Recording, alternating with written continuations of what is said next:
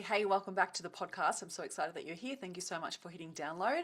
I've now started to record video with the podcast. So if you would love to watch it on YouTube and actually see my face as we're chatting, then you're more than welcome to head across to YouTube to search my name, Christine Corcoran Coach, and you will see it there. And make sure you hit subscribe. So if you're not hitting subscribe on the podcast app that you're listening to, please do so. You'll more likely get notified of the new episodes as they come out and all the new announcements that I have for you. So, today on the podcast, I want to talk to you about the fear of vulnerability and how it could be affecting your connection that you make with your audience, how it could be affecting your connection that you have with your clients, and how it also could be affecting your visibility. I recently had an experience where I spoke at an event here on the Gold Coast, and the premise of the event is to actually share your failures. And I love the event because it is a really different type of event, because I know sometimes you go to events and all you hear about all the great things that people are doing, and it's all, I mean, you know how much I love events, incredibly love events. It is always so uplifting to actually hear what's possible, right? If you frame it like that. But I know sometimes we can get caught up in doubting ourselves when we hear other people talking about the great things that they've achieved. And what I love about this different style of event called Fuck Up Nights is that it shows the challenges, it shows the lessons that people have learned, and it shows the failures and the mistakes that people have made. So every time I go, it's always a really unique story that people share, and you learn from it. It's really, really cool type of event. They also don't record it because it's a safe space for people to share their vulnerabilities and to share their failures. And so when Tegan asked me to speak, I sat with it for a bit because I was like, oh, what could I share? What's a good enough story? Because some of the people that I had seen spoke before were sharing major fuck ups, like losses of hundreds of thousands of dollars, losing their accounts on Meta ads or Facebook or Instagram, or losing business partnerships, or being sued, or being audited by customs, and like all of these major situations. And so I was like, oh, I don't really have anything, which is a good thing. But I also was like, actually, like I do have failures. Like I've had things that have gone wrong for sure. And it made me think of one that I had back in probably my second year of business, where I was kicked out of a venue space when I was running a multi-day event, and it was horrendous. Like I had such a terrible experience, and it was so full on that it was really uncomfortable. And so I literally like shoved that experience down, didn't think about it. And when she asked me to speak and it came up to my mind that I was like, oh, I could share that, because it was definitely a mistake that I made, and I should have read the fine print, and I should have, asked all the questions, but I didn't. And these are some of the mistakes that we make. And so I'm like, do I share it with you? I'm sitting with it in my mind right now, like thinking about, do I share it or not? But the reason why I wanted to talk about it on the podcast is because of actually the feelings of what came up while I was sharing it on the night, and this fear of vulnerability. So what was really interesting is that before sharing it on the night, I did share it with a few people. And so they were like, oh, that's a great story to tell that story, which I know is awesome. Always good to hear. It went from people going like, yep, great story to tell, but like, I still lived it. And so I shared the story on the night, and we only have about 10-15 minutes to share, which is very, very quick of a story to tell that ran over 2 days. And I shared the story, and I felt like a little bit nervous beforehand, but I wasn't super nervous because I was like, it's over now. Like it happened like 6 years ago. I don't really think about it anymore. And it's kind of like, I've moved beyond it, because some of the mistakes that I made there, I've learned from them, and I've like explored like, okay, this is why I read the terms and conditions of every contract that I sign. This is to make sure that I ask questions and don't care that I look silly or I don't know what I'm talking about if I ask this random question from this venue. And I remember like when I signed the contract for the QT for Unstoppable Women this year, I was meticulous. I went through every single part of that contract. I asked questions. I was like, I don't care if they think that I'm some amateur event person, because like, I don't want to get caught out. So I think that that's always good to have that mindset of like not caring what people think. But what really came up for me after I shared the event, or shared the experience at this event, was reflecting back on how it did feel quite uncomfortable to share a major mistake. And it did feel uncomfortable to stand in front of people and share that, hey, I had fucked up. And it doesn't feel good. Like there's obviously shame attached to it. There is the fear of what people are going to say, fear of that judgment. And it was such a beautiful, welcoming event that I didn't feel bad about it afterwards. Like I didn't have a vulnerability hangover, which I think sometimes I have had in the past when sharing certain stories on the podcast or on stages or on the, other times where I've shared in content where you share it or do it on live, and you share it and then you're like, oh my gosh, why did I share that? Or I shouldn't have shared that. But you know what? Like, I feel like one of the biggest gifts that we get from sharing vulnerably is how much it develops a level of connection and relatability with other people, and it makes other people feel seen and heard. It makes other people feel okay in their own mistakes. And so I would hate for the opposite. The opposite is I don't share any of the mistakes, or I don't share any of the vulnerabilities or behind the scenes, and people then think that I'm perfect, or they develop a lack of connection with me because they don't see that it's okay for them to make mistakes, or just I feel like it doesn't develop this connection that I would like to have with people. And so I've been doing a little bit of work around this because I was like, okay, why has this fear come up for me recently? Because I don't have a fear of being seen, but I definitely have a fear of being seen to not have it all together, or to not feel like I know what I'm talking about, to feel like I'm incompetent. Like, I feel like there's a lot of fear attached to that, which I know already. I know it comes back from my childhood, that it seemed like a weakness to show any type of emotion. There was a high expectation in our household when it comes to schooling. And so that then developed a belief system around that it's not okay to show when you've made mistakes, or I would get in trouble if I've made mistakes, right? So subconsciously, do we develop these associations that if this happens, then this is the outcome that will happen. And so I recognized that recently after speaking at this event, that I was like, oh, I do prep my content and I do really think about like what I want to share, and not necessarily from a place of like wanting to control it, but it's definitely like I want it to come across as it's going to be valuable and it's going to be useful for people to hear. So I think sometimes I really think about like the story and the connection and what parts I want to share that it's going to be valuable. But I think then what people don't see is the messy part. And I was talking about this on my stories today. Like, there is a really fine line between sharing your vulnerabilities and sharing your mistakes, or sharing from a place of being in the problem, versus waiting for you to get through the problem and then sharing your experience and sharing your lessons. There's a very big difference. And there are statistics that show that if you share too much of the messy side, or too much of the vulnerability or the incompetencies before you've built trust and credibility, it can create doubt in someone's mind and would cause them to not buy from you. And so, and especially like in my jobs, there was very much this perception. I remember my boss literally saying to me once, people don't buy from businesses who aren't doing well.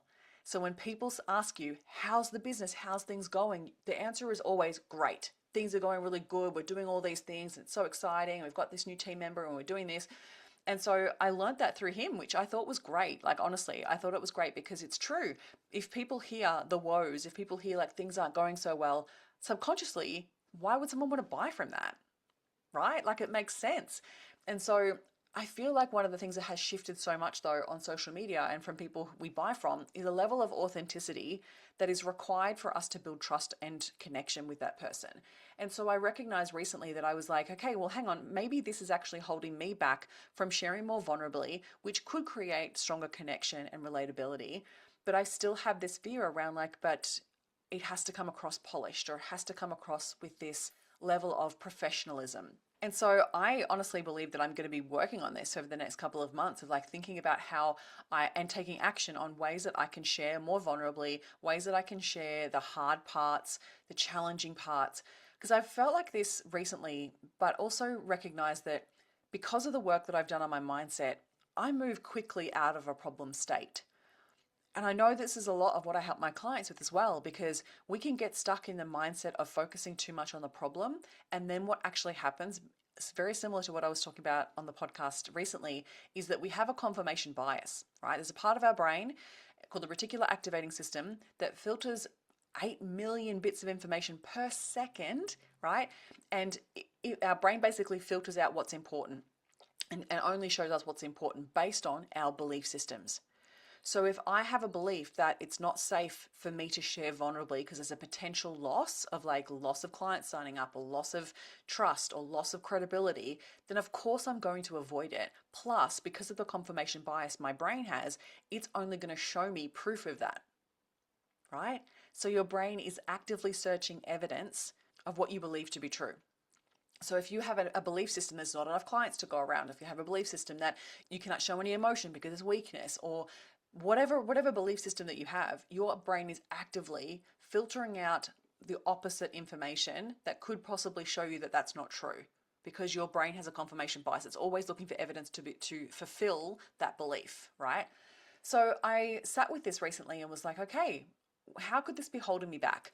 This fear of vulnerability is causing me to hold back in a way of sharing in the hard times, sharing in the troubles, sharing in some of the insecurities, like all of that. And I know that when I see other people share from those places, it makes me feel more connected to them. It makes me feel like they understand. It makes me feel like I relate to them and I feel connected to them, right? So I want that for my audience too. So this is something that I'm going to be working through, doing some mindset work on it, and then also taking some action on sharing a lot more vulnerably. And it's really interesting because, like I was saying, like I have this ability to be able to get out of the problem really quickly, and I'm such a big action taker that I don't spend too much time in the problem.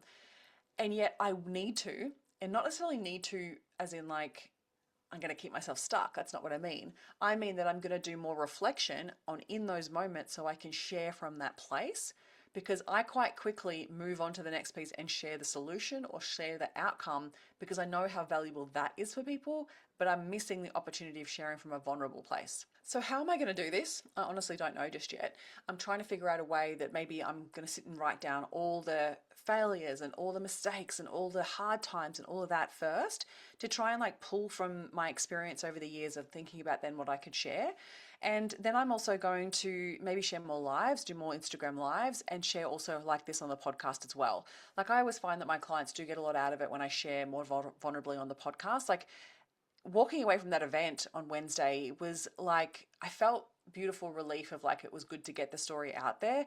But then I was also like, I'm glad that it wasn't recorded because it is a really vulnerable story. And I think that, there were other people involved, and I also don't want it to look bad. Like, just super vulnerably here, sharing with you right now, I don't want it to look bad because I love putting on events and I love everything going to plan, but that's not always the case. And so I'll share with you a little bit of the story. I don't want to be here for too long, but like I want to share with you a little bit of the story because I feel like I've been talking about it and then you're probably sitting there going, Christine, just bloody tell us.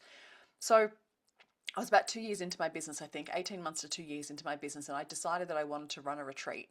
I'd seen everyone online running these amazing retreats and booking these beautiful Airbnbs, and it looked amazing. And I was like, I want to do that. And just because I am such a big action taker, I do it fast. So I jumped on Airbnb. I found a great house that was absolute beachfront with a pool and with enough rooms for me to have a small group of people. And I booked it. And I didn't read all the details, and I went ahead and started planned it out in such depth. I planned out the exact itinerary. I made sure that everything was booked. I asked a few friends who were other business owners that could present and do other things. So I had my beautiful friend Asia, who's a chef. She came along and did all the food for the weekend, but also ran a nutrition session.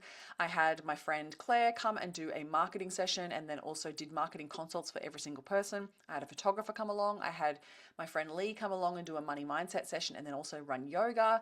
I had another lady come along and do a self-love session. Like, there was a lot in 2 days for a retreat. It was a full-on like jam-packed itinerary, which again was another major lesson that I was like, I just don't do that anymore. There's no point in jam-packing, because at the end of the day, when people left, they were exhausted, like absolutely exhausted, because I just had done too much. We'd done too many activities in a short period of time. So what ended up happening is we started the retreat on a Saturday morning. Everyone showed up at 9 a.m. My sister also came along to support the event, and my sister, the chef, and me, we arrived on the Friday night to get the house all set up, and then Saturday morning, everyone started arriving. The morning ran smoothly and it was all good until the afternoon. We did breakout sessions. I had the marketer doing marketing consults. I had the photographer doing photography sessions. The chef was organizing dinner, and I was also doing coaching sessions. So I was in a different part of the house and I was running coaching sessions. And we did a few of those, and then one person walked out and was waiting for the next person. And while I was waiting for the next person, I checked my phone, and my phone had 15 missed calls on it and a voicemail. And I was like, from a number I didn't know. And I was like, okay, holy shit, what's this? And so I listened to the voicemail, and the voicemail was this lady saying, this is the Airbnb host. We can tell that you're running an event out of this Airbnb and you do not have approval for this. You have to get out. You have until 6 p.m. to get out. It was incredibly jarring and traumatic, and my body went into full shock. I remember literally shaking, my head feeling super hot. I couldn't breathe. My mouth went dry. And I was like, oh my God, what do I do? What the hell do I do? And then the next client walked in the door. And the show must go on, right? So I was like, well, again, I've always learned along all the journey of my business journey and my corporate jobs and my job when I worked on cruise ships, we were always told, like, you don't ever show anything that happens behind the scenes. You want to make sure that the client experience is paramount, and make sure that it's the best experience that they could possibly have.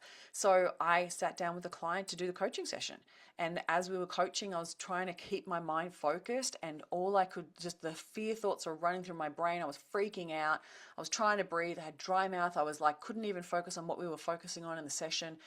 We ended up finishing the session, and then I went downstairs and I grabbed Sarah, my sister, and grabbed the chef, and we jumped into the laundry, and I said, this is what's happening. And they're like, what? Like, this has never happened before. The chef was like, this has never happened for me before. She's run many retreats before. And I was like, what the hell do we do? And as we were standing there trying to figure it out, the phone rang again, and it was the same number, and I answered and I explained, like, I didn't know.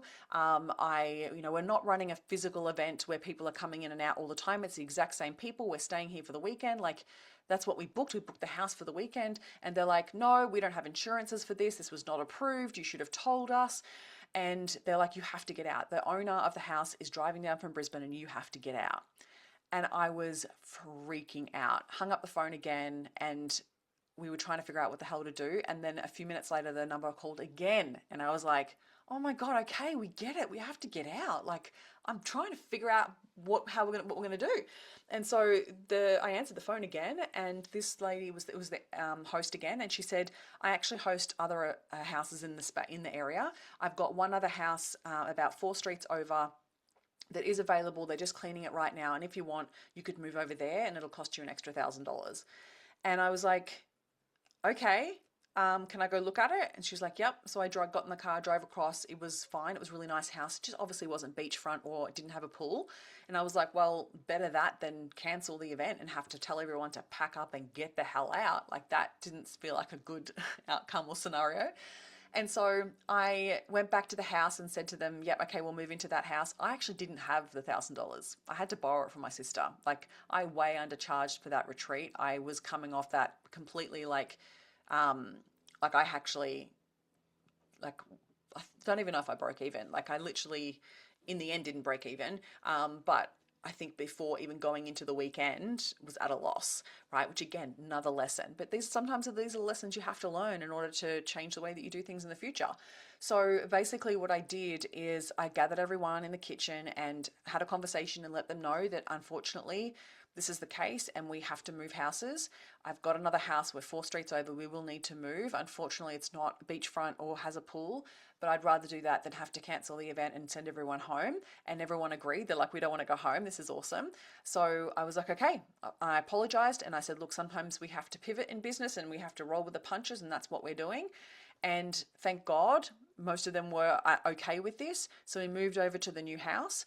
I got everyone set up, got everyone a glass of wine, and sat them out on the balcony while we prepped the rest of the house. The biggest part was the chef was in the middle of preparing dinner. Like, every pot and pan had been used, the oven was going, like, they literally had to move over all of this stuff. It was crazy. And thank God my sister was there too to help, because honestly I would not have been able to function without her there. And the chef was incredible. Asia was amazing. She basically moved everything over and then still ran the nutrition session. So we were still able to run every part of the retreat except for, I think, one of my coaching sessions, which I then did after a week later, because it was the one that got interrupted in the afternoon. And so it was on with the show. So we moved into the new house.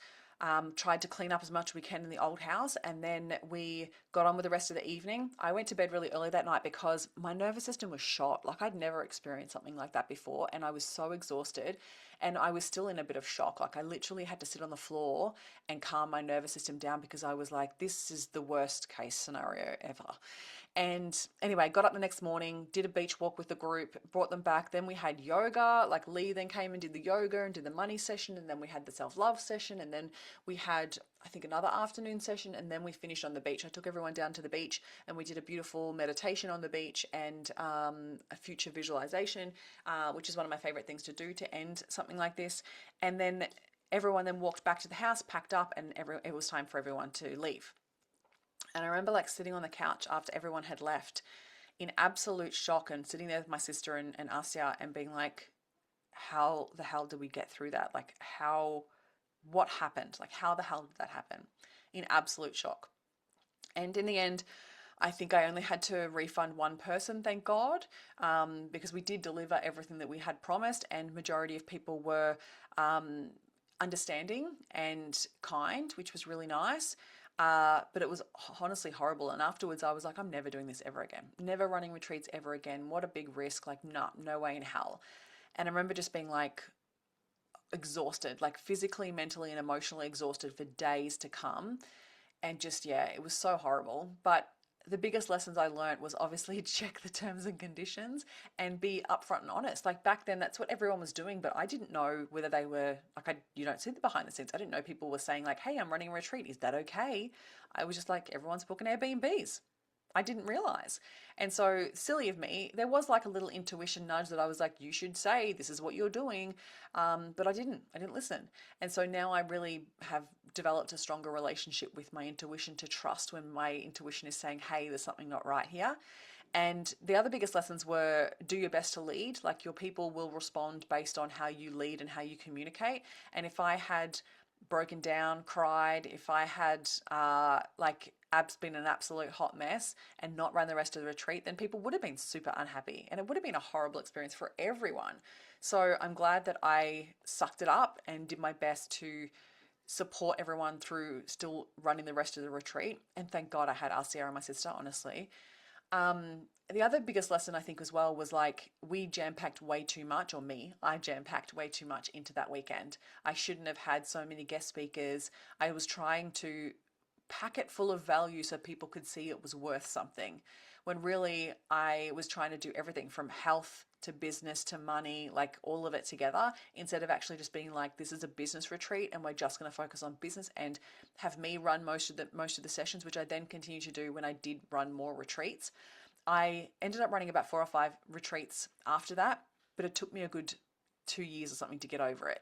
And I remember like going to Asia and being like, I think I want to run another retreat. And she was like, are you nuts? And she was like, oh, come, I'll still be your chef. Like, I'll still come along. Let's just make sure we check the terms and conditions and be really transparent. And so every single time after that, I have done that. And so, but then also the last piece I want to share with you too is like, less is always more. Less is always more when it comes to running retreats. Any type of event, you want to think about the emotional journey that people go on. You want to think about what is heavy content versus light content. You want to think about how you want people to feel at every part of it, the beginning and the end. And a retreat is really a rejuvenation and a restful experience. And so I didn't give space. And the best parts about retreats, honestly, the conversations that happen in conversation around the tables and in between the activities. And so every time I've run a retreat since, and I've gotten extremely positive feedback from, is when I've done that and really considered the downtime and the in-between moments that make all the difference. So that was my experience. Terrible, huh? My God, it was not fun. It was not fun at all. And obviously learnt some big lessons, but fun times. So I hope that you learn from my mistakes, and if you want to run a retreat, think about these things and read the terms and conditions. Now when I have clients come to me and say, hey, I want to run a retreat, I'm like, okay, hold up, let me tell you. And I usually tell that story, and I usually break down like, hey, these are the things that I would do differently. I wouldn't invest too big of a space of a house too early either. Like, you want to guarantee that you've got the numbers to fill it. You also want to price accordingly based on all of the costs, because you will absolutely the cost blow out really quickly. And you want to make sure that you're staying niche and you're staying on brand and you're not jam packing too much into the schedule, because it's a retreat. It's supposed to be a relaxation and enjoyable rather than jam packing it full of an event content. All right, I'm going to leave you there. I hope that you love my story. I hope you learn from my mistakes, and I hope you learn to start sharing more vulnerably, because I know it will create more connection with your people. as I hope this story did for you. All right, lovely. Enjoy the rest of your week, and I'll see you soon.